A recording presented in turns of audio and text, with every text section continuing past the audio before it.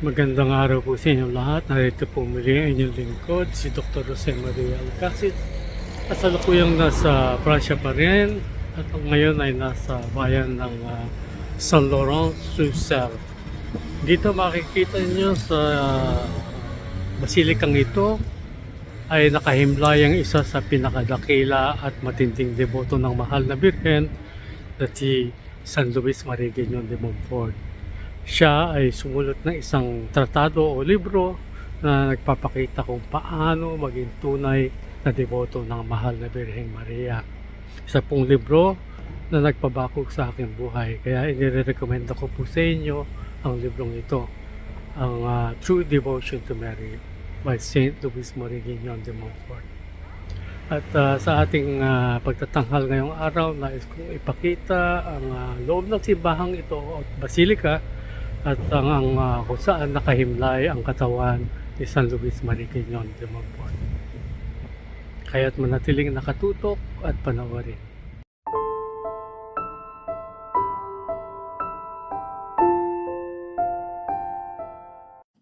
Bago tayo magsimula ay nais ko munang bigyang linaw ang patungkol tratado o aklat na isinulat ni San Luis Marigenion de Montfort. Ang True Devotion to Mary ay isa sa mga pinakadakilang aklat na naisulat tungkol sa paksang ito. Ang aklat ay isinulat ni San Luis Marigenion de Montfort, walang duda, isa sa mga pinakadakilang apostol ng debosyon kay Maria.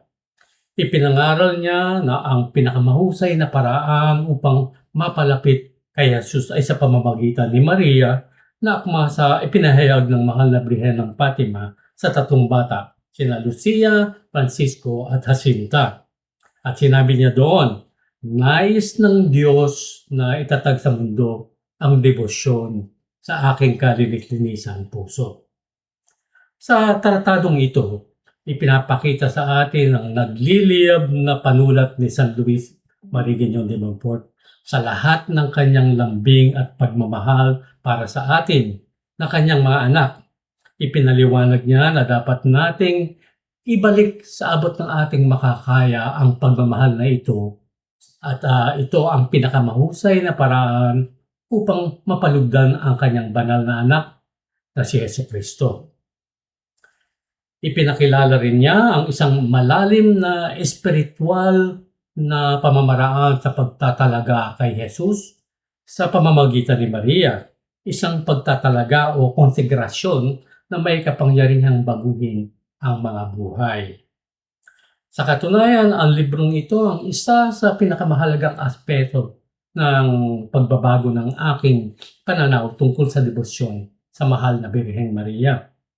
Aking taus-pusong inirekomenda na basahin ninyo ito kung nais nyo maging isang tunay na deboto ni Maria. At sa punto pong ito ay ibabahagi ko na sa inyo ang mga larawan at video sa loob ng basilika ni San Luis Marigenion de Montfort na aking kinunan. Naway maibigan po ninyo sila.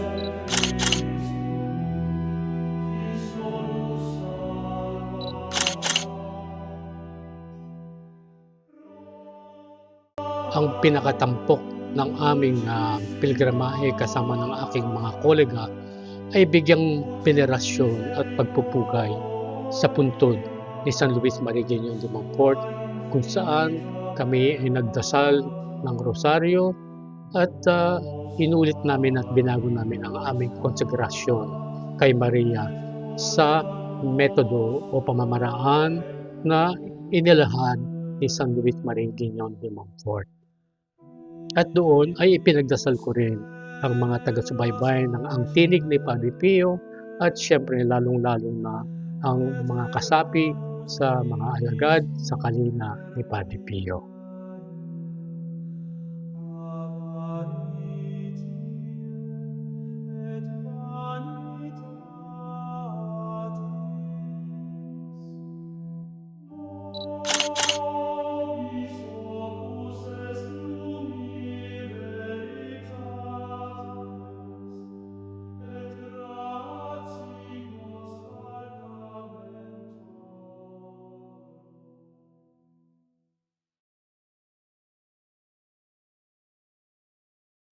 At dito po nagtatapos ang ating munti at maikling episodyo na naway naging inspirasyon para sa inyo na paigtingin pa ang inyong debosyon sa Mahal na Birhen Maria.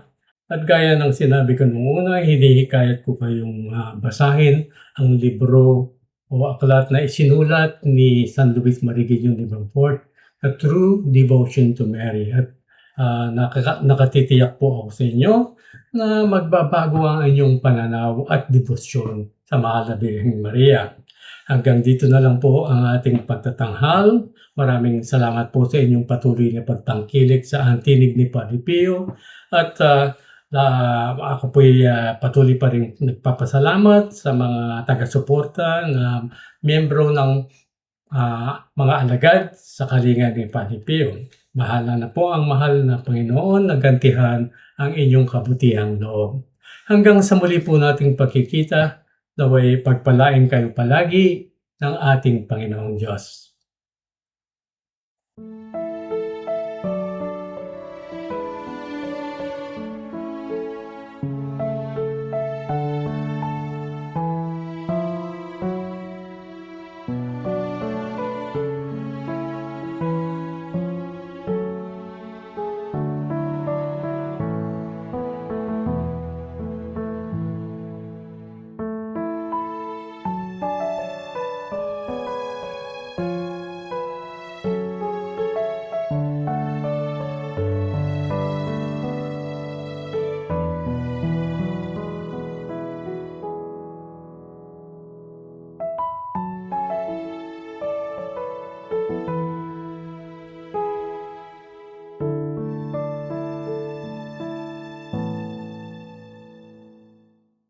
In nome del Padre, del Figliolo e dello Spirito Santo, e così sia. Sia lodato Gesù e Maria, e